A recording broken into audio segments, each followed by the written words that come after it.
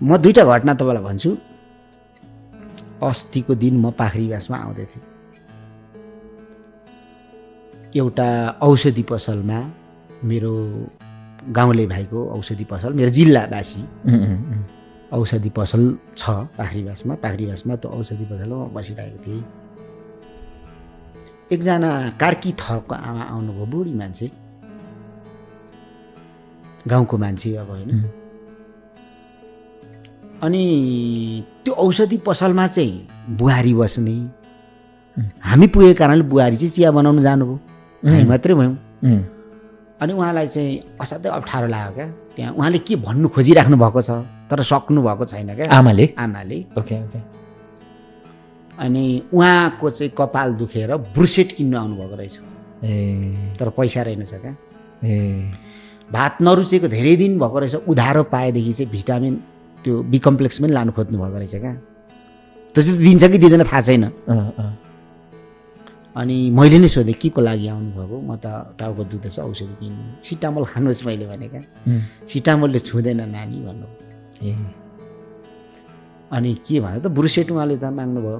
यो त खराब हुन्छ भन्छ, डबल सिटामोल खाइदिनु, दुईवटा खाइदिनु भयो, त्यसले पनि हुँदैन नानी भन्नुभयो। अनि मसँग पैसा छैन, पछि हटियामा ल्याइदिन्छु भन्ने खालको कुरा गर्नुभएपछि मैले भने तपाईँले लानु औषधि के चाहिन्छ लानु, म तिर्छु मैले भने कि। म र उहाँको परिचय छैन क्या। भिटामिन पनि चाहिएको थियो, खाना नखाएको धेरै भयो भनेर भिटामिन पनि लानु भनेर 2 बोतल भिटामिन पनि उहाँले भयो। त्यसपछि उहाँ रुनुभयो क्या। म घरमा गएर के भन्नु, बिचरा मेरो बुढोले कहाँबाट ल्याइस् भनेर मलाई सोध्छ। तपाईँ को भन्न क्या मलाई। तपाईँलाई चिन्नु मलाई चिनेको छैन। अनि मैले भने म को हो भन्ने मलाई तपाईँलाई अहिले मैले भनिराख्दिनँ। अनि मलाई किन चाहिँ यसरी गर्नुभयो अर्काको आमालाई भन्दै उहाँ रुनुभयो क्या। अर्काको आमा पनि त कसैको न आमा हो नि। देवी देउरालीमा त नबोल्ने ढुङ्गालाई मान्छे चढाउँदै पैसा हिँड्छ।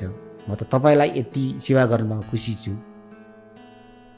उहाँले भन्नुभयो फर्किँदाखेरि यही बाटो आउनुहोस्, यही दोकानमा म मौरीको मह छोडिदिएको हुन्छु भन्नुभयो कि। अनि मैले भने त्यो मह तपाईँ आफै खानुहोस्, तपाईँ बलियो हुनुहोस्, काम गर्नुपर्छ, तपाईँले बाख्रा चराउनुपर्छ, घाँस काट्नुपर्छ भनेर। अनि त्यो दोकानको भाइले चाहिँ मेरो परिचय दिनु खोज्नु हो। मैले चाहिँ त्यसो नगर्नु, मान्छेको स्थिति त्यस्तो छ। इमोसनलै बनाउनु भयो तपाईँले यो स्टोरी सुनाएर। तपाईँलाई भोजपुरको बासीखोरा भन्ने गाउँमा रामप्रसाद राई जहाँ जन्मिएको त्यो गाउँमा म पुगेको थिएँ पोहोर साल। मैले प्रतिनिधित्व गरेको जिल्ला क्या। एकदम अभेग गाउँ छ। अनि मन्त्री त त्यो जिल्लाबाट कति भइयो, सांसद त घरै पछि, राष्ट्रपति पनि भएको भन्छ होइन भोजपुरबाट, विद्या भण्डारी। अनि एउटा आमाकोमा गएको, आमा चाहिँ धम्कीले थलिनु भएको रहेछ। मैले आमालाई त्यो उहाँको त्यो शास्ति देखेर काठमाडौँ जानुपर्छ आमा, म प्लेनको टिकट मिलाउँछु र डाक्टर मिलाउँछु, उपचार गर्नुपर्छ मैले भने। अनि उहाँले भन्नुभयो नानी म त काठमाडौँ जाँदिनँ भन्नुभयो कि।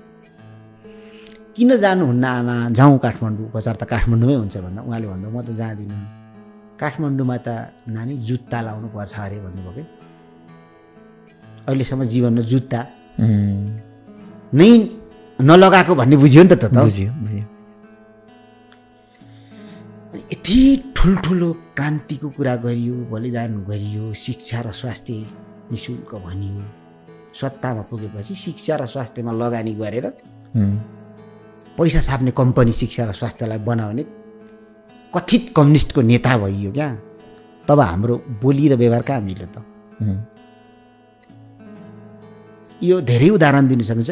यसैको तपाईँको चाहिँ वितृष्णा स्वरूप आज निर्वाचनको परिणाम हो।